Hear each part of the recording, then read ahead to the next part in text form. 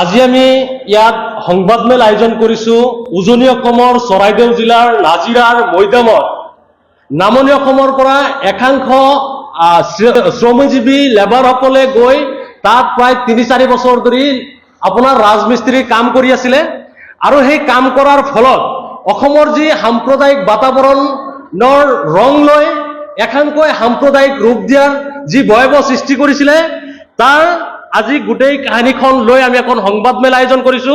আমি পোনপ্ৰথমে আপোনালোকলৈ সেই ভিডিঅ'খন অকমান সময়ৰ কাৰণে প্লে কৰি দিব বিচাৰিছো।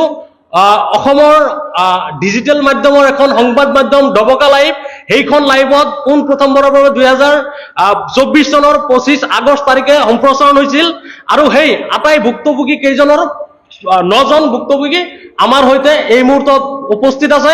বাকী 6 গৰাকী গোৱালপাৰা জিলাৰ লক্ষীপুৰ গাঁৱৰ হয়। ইতিমধ্যে আপোনালোকলৈ আমি ভিডিঅ'খন প্লে কৰিছো।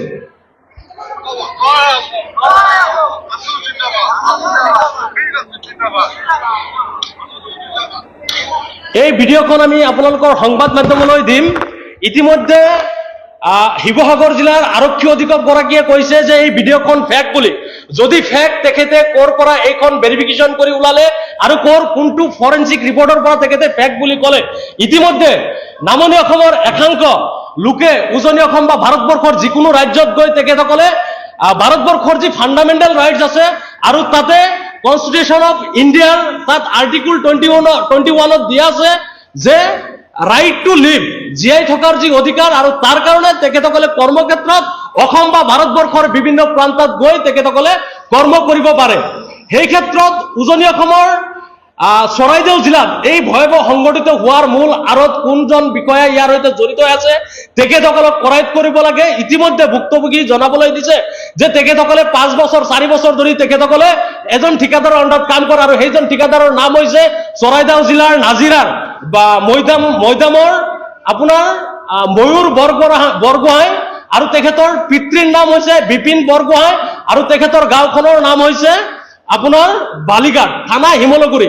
ৰাতি 11 বজাত তেখেতসকলৰ ৰুমৰ পৰা ওলাই লৈ যি নিৰ্মমভাৱে অত্যাচাৰ চলাইছে এই অত্যাচাৰক আমি গৰিহণা দিছো। লগতে শিৱসাগৰ আৰু উজনি অসমলৈ আমাৰ আহ্বান জনাইছো, এই যে যিসকল লোকে সাম্প্ৰদায়িক সংঘৰ্ষ লগাব বিচাৰিছিলে তেখেতসকলক কৰায়ত্ব কৰি কঠোৰৰ পৰা কঠোৰতম শাস্তি প্ৰদান কৰিব লাগে। আমি ইতিমধ্যে আৰক্ষীক বৰপেটা জিলা আৰক্ষী অধীক্ষকক এখন FIR দাখিল কৰিছো ভুক্তভোগীসকলৰ ফালৰ পৰা।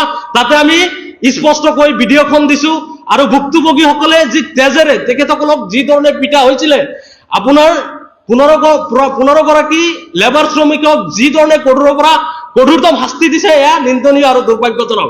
তেজেৰে তেখেতসকলৰ পিঠ আৰু তেখেতসকলৰ গাৰ কাপোৰখিনি তেজেৰে ভৰি পৰিছে। গতিকে সেই ভিডিঅ'খিনি আমি আপোনালোকলৈ আগবঢ়াম। আটাইকেইজন ভুক্তভোগী ইয়াত উপস্থিত আছে। গতিকে অসম চৰকাৰৰ মাননীয় GP সিং ডাঙৰীয়া আপোনাক অনুৰোধ জনাব বিচাৰিছো, অসমৰ যি সাম্প্ৰদায়িক পৰিস্থিতি এই পৰিস্থিতিক অতি সোনকালে আপোনালোকে সুস্থ কৰক আৰু ইয়াৰ সৈতে অসমৰ মাননীয় মুখ্যমন্ত্ৰী হিমন্ত বিশ্ব শৰ্মা প্ৰত্যেকটো দিনে যি সাম্প্ৰদায়িক মন্তব্য আগবঢ়ায় ইয়াৰ বিৰুদ্ধে আপোনালোকে ব্যৱস্থা গ্ৰহণ কৰক।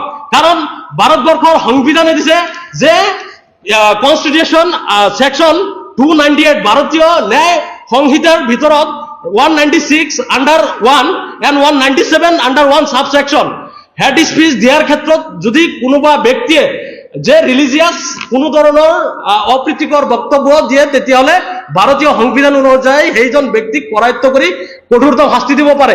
সেই ক্ষেত্ৰত দেখিছো অসমৰ মুখ্যমন্ত্ৰী প্ৰত্যেকটো দিনে সাম্প্ৰদায়িক মিয়া মুছলমানসকলৰ বিৰুদ্ধে, সংখ্যালঘু লোকসকলৰ বিৰুদ্ধে অনাবৰতে তেখেতসকলে মন্তব্য আগবঢ়াইছে। এই ক্ষেত্ৰত অসমৰ মাননীয় মুখ্যমন্ত্ৰী হিমন্ত বিশ্ব শৰ্মা ডাঙৰীয়াক, মাননীয় GP সিং ডাঙৰীয়াক আমি দাবী জনাইছো তেখেতসকলক উজনি অসমৰ যি একাংশ বিষয়ববীসকলে সাম্প্ৰদায়িক সংঘৰ্ষ লগাবলৈ চেষ্টা কৰিছে অতি সোনকালে আইনৰ আওতাত আনি তেখেতসকলক এই পৰিস্থিতি কণ্ট্ৰল কৰিবলৈ চেষ্টা কৰক। লগতে আজি আমি আপোনালোকৰ এই সংবাদ মাধ্যমলৈ জনাব বিচাৰিছো, আমি ইতিমধ্যে বৰপেটা সদৰ থানাত এখন এজাহাৰ দাখিল কৰিছো, লগতে বৰপেটা জিলা আৰক্ষী অধীক্ষক লৈ এখন এজাহাৰ প্ৰদান কৰিছো। যদি এই এজাহাৰখনত কোনো ধৰণৰ যদি তদন্ত নাপাওঁ তেতিয়াহ'লে আমি